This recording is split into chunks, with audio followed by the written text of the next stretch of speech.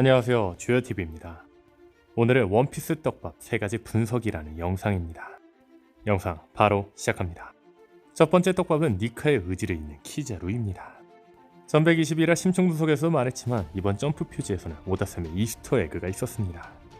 루피의 오른쪽 팔에는 쿠마가 본인에게 선물해준 태양을 상징하는 목걸이가, 그리고 루피의 오른쪽 가슴에는 태양을 상징하는 문양이, 심지어 원피스 글자에서 5는 쿠마옷 중앙에 새겨져 있는 문양과 비슷한데, 쿠마는 니카의 의지를 잇는 자로 쿠마 옷에 새겨져 있는 문양은 태양의 신 니카를 믿는 교회의 상징물로 보이죠. 즉, 오다셈은 이번 점프 표지를 통해 태양의 신 니카에 관한 이스터 에그를 넣었다는 겁니다. 그렇다면 여기서 주목할 건 루피는 키자루가 평소 입는 착장인 선글라스, 줄무늬 정장과 함께 키자루의 상징 색깔인 노란색 펄을 입고 있다는 거죠. 즉, 오다셈이 이번 점프 표지를 통해 이야기하고 싶은 건 키자루는 태양의 신 니카의 의지를 잇는다일 겁니다. 물론 이 표지가 처음부터 키자루가 태양의 신 니카의 의지를 잇는 자라는 건지, 이제부터 키자루가 태양의 신 니카의 의지를 잇는 자가 될 거라는 건지는 알 수 없습니다. 또한 1100화에서 키자루가 니카의 춤을 베가펑크, 쿠마, 센토마로 함께 추었는데, 이 춤 역시 원래 키자루가 니카를 따르는 자를 표현한 건지, 추후 키자루가 태양의 신 니카의 의지를 잇는 자가 될 거라는 건지는 알 수 없죠. 분명한 건 키자루가 니카의 춤을 추고 오다셈이 키자루와 니카의 문양을 함께 놓았다는 건 키자루는 니카의 의지를 이으며 배신할 거라는 거죠. 두 번째 떡밥은 10번째 동료 보니입니다. 이번 에그헤드 편에서 보니의 사기적인 능력이 공개되었습니다. 그건 바로 어떤 모습으로도 변할 수 있다는 겁니다. 물론 이러한 미래는 존재할 수 없다고 확신한 순간 해당 미래의 모습을 구현할 수 없지만, 보니는 니카로 변한 루피를 보며 원피스 세계관 최강의 능력 니카로 변하게 되었습니다. 이처럼 보니의 나이나이 열매는 역대급 사기 열매라 해도 과언이 아닙니다.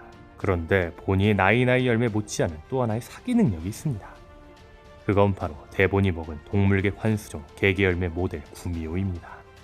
1107화 속 대본은 루피에 의해 날아간 건물에 처박힌 세턴을 보고 말합니다. 이런 오로성이 떨어져 있는 대체 어떤 능력인 걸까? 그리고 대본은 세턴의 다리를 만지고 말합니다. 덕분에 살았어, 임무 완료. 대본이 먹은 열매의 이름은 개개열매 모델 환수종 구미호로 봉쿠레처럼 누군가로 변할 수 있는 걸로 추정되었습니다. 다만 1107화에서 대본이 능력은 무엇일까라고 말한 뒤 세턴의 다리를 만지며 임무 완료라고 말한 걸로 보아 대본은 외형적인 걸 넘어 능력도 복사할 수 있는 걸로 보이죠. 그렇다면 여기서 생각해볼 건 검은소매 적단과 밀짚모자 적단의 대결은 펼쳐질 텐데, 검은소매 적단 측에는 만지기만 하면 어떤 능력을 사용할 수 있는 대본, 밀짚모자 적단 측에는 존재한다는 확신만 있으면 어떤 능력도 사용할 수 있는 보니가 있다는 겁니다. 즉, 대결 플래그라는 거죠. 다시 말해 보니가 밀짚모자 일당에 들어가면 대본과 대결을 펼칠 수 있다는 겁니다. 정말 대결이 나온다면 니카로 변한 보니, 세턴으로 변한 대본이 나올지도 모르죠. 물론 보니가 밀짚모자 적단의 10번째 동료가 될 거라고 확신할 수는 없습니다. 다만 보니에게는 동료 떡밥이 있기는 합니다. 첫 번째는 보니를 동료로 착각하는 자입니다. 1108화 속 도리는 보니를 보고 말합니다. 녀석들의 동료라며 성실껏 지켜주마. 즉, 도리는 보니를 루피의 동료로 생각하고 있다는 겁니다. 두 번째는 동료 법칙입니다.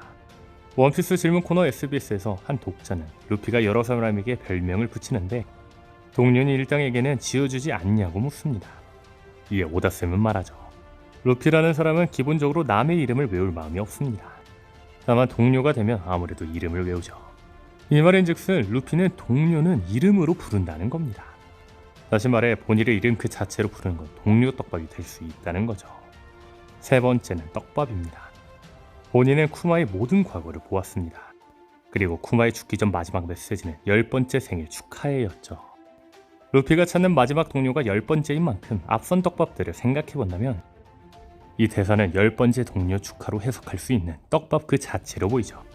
이처럼 보니가 10번째 동료로 들어와 대본과 대결까지 펼칠 떡밥은 너무나도 큽니다. 다만 여기서 몇 가지 걸리는 게 있습니다. 첫 번째는 나미입니다. 나미 역시 밀짚모자의 적단인 만큼 검은소매 적단과 1대1 매치를 할 겁니다. 그렇다면 여기서 생각해볼 건 지금까지 나미가 1대1 매치를 할 때는 상대가 모두 여자였다는 겁니다. 알라바스타에서 미스 더블핑거, NES 로비에서 칼리파, 와노쿠니에서는 울티. 즉, 대본은 검은소매 적단의 유일한 여자인 만큼 대본의 대결 상대는 나미일 확률이 매우 높다는 거죠. 두 번째는 비비, 야마토, 모모노스케입니다. 분명한 건 보니 못지않게 비비, 야마토, 모모노스케 역시 동료 떡밥이 너무나도 큽니다. 즉 동료 떡밥이 있다고 무조건 동료가 될 보장은 없다는 거죠. 과연 10번째 동료는 누가 될까요? 세 번째 떡밥은 보니의 핏줄입니다. 이번 에그헤드 편에서 보니는 쿠마의 딸이라는 게 밝혀졌습니다.